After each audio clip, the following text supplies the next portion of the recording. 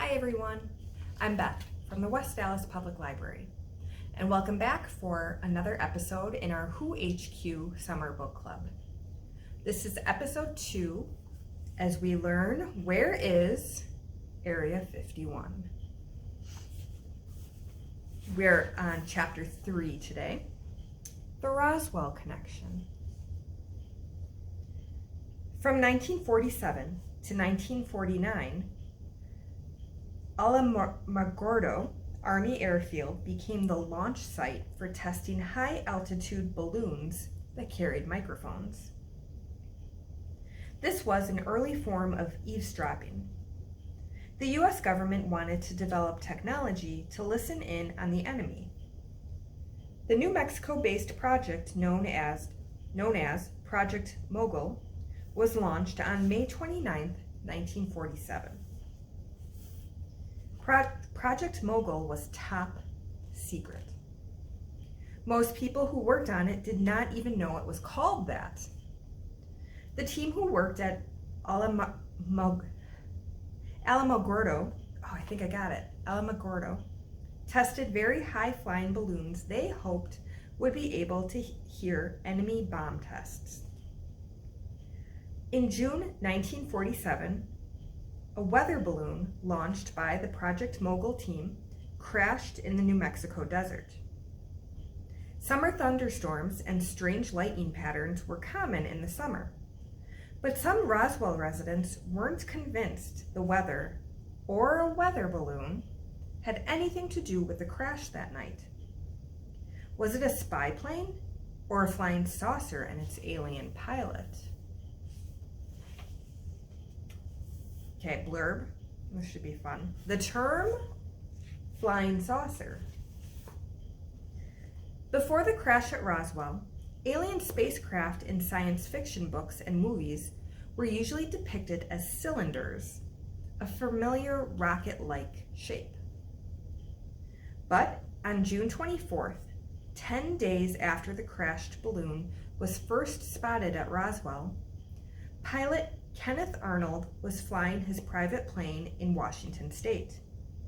He saw flashes of light in the sky and 9 large, flat objects flying at very high speeds. He thought they could have been experimental military planes, but he wasn't sure. When Arnold described the sighting to a newspaper reporter, the objects were reported as being flying saucers.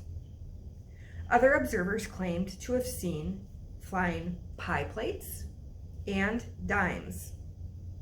2 weeks later at Roswell, and forever after, the flattened disc shape was referred to as a flying saucer.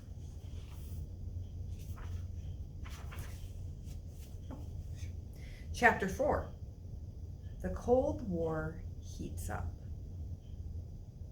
After the end of World War II, and throughout the Cold War, people wondered if Russia could ever invade the United States. Could communism spread that far?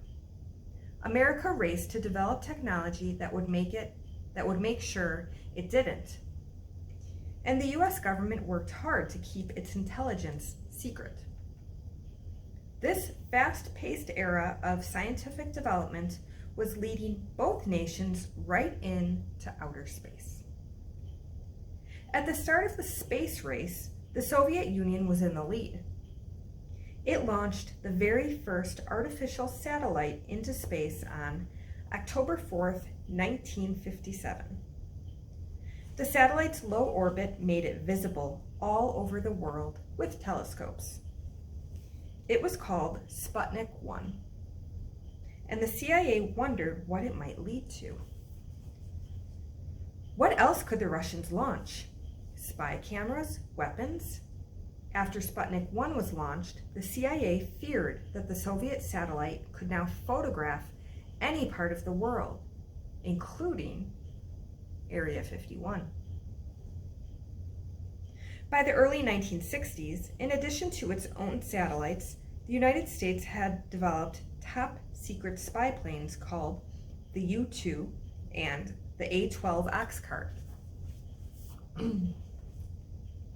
The U-2 was a spy plane that could carry up to 700 pounds of photographic equipment and spy on the Soviet Union by taking pictures from a very high altitude.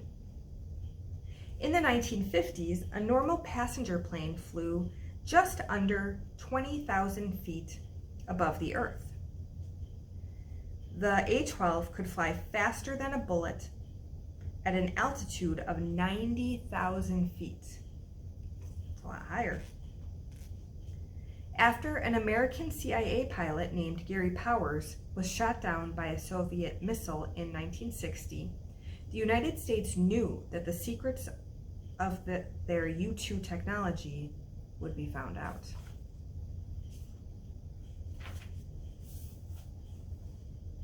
Francis Gary Powers was a second lieutenant jet pilot in the Air Force when he was recruited by the CIA in 1956.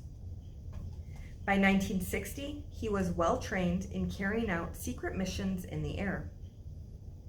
His CIA U-2 spy plane was shot down while on a mission over the Soviet Union on May 1st, 1960. He had been taking photographs at a very high altitude. When his plane crashed, it was damaged, but not destroyed. The Soviets were able to recover its equipment and study the latest US-built technology of the plane. Powers survived the crash, but he was convicted of espionage, or spying, and sent to a Russian prison. After a year and 9 months, he was exchanged in a spy swap for an American-held Soviet spy. His capture and the loss of his plane to enemy scientists is known as the U-2 incident. After the U-2 incident, the US government kicked their development of newer and even faster jets into high gear. And they used the CIA at Area 51 to do it. These planes would fly faster and higher than any aircraft had before them. But the government didn't have the engineers and the factories to actually build the secret planes they had designed. So they gave contracts to private companies like the American Aerospace and Technology Company, Lockheed Martin. Within Lockheed Martin, a division known as Skunk Works worked hard to build the new government-designed planes. Okay, blurb about Skunk Works. The term Skunk Works is used by engineers to describe projects that are top secret. They may not even be officially listed in the company records. The Skunk Works division at Lockheed Martin is their secret development group in Palmdale, California. In 1954, Skunk Works received their contract to build the U-2 spy plane. Nicknamed Dragon Lady, the U-2 was the first jet that could fly as high as 70,000 feet in all types of weather. By 1960, the original U-2 was being phased out. It was being replaced by the U-2C in 1960 and the U-2F in 1961. As the difficult work of building their spy planes was carried out in Burbank, California, the CIA began enlarging their site at Area 51. They added a new 5,000-foot runway on the lake bed, 3 new hangars, and better living quarters for the employees. The very first A-12 was built at Lockheed's Skunk Works in 1962 and was driven to Area 51 on trailers marked wide load. It took 3 days to move the well-disguised convoys from Burbank to Groom Lake. The CIA worked very hard to keep their testing secret. They were experts in misinformation, leading people away from the truth. They called planes articles and pilots drivers in their reports. They used code names for everything. There was Project Oxcart, as well as the Air Force's Project Have Donut and Project Have Drill. Project Rainbow was the name given to a research project that worked to reduce the chances of the Soviets detecting U-2 planes. Project Blue Book and Project Grudge were also set up to record and study UFO sightings. And Project Saucer was established after Pilot Arnold's sighting in Washington State.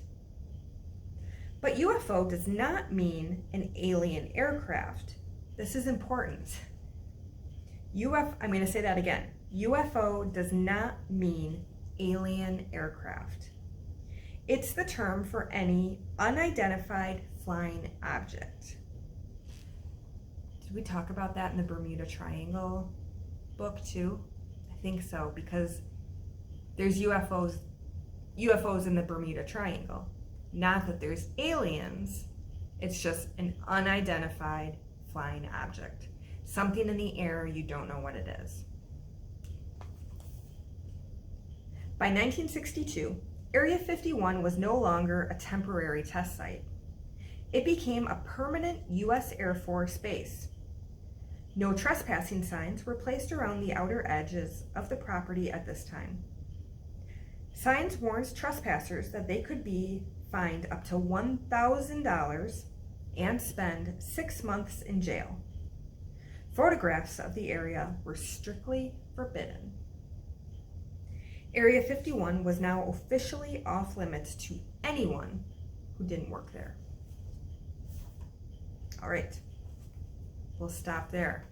Tomorrow we're going to pick up, our next chapter is UFOs or U.S. aircraft, question mark.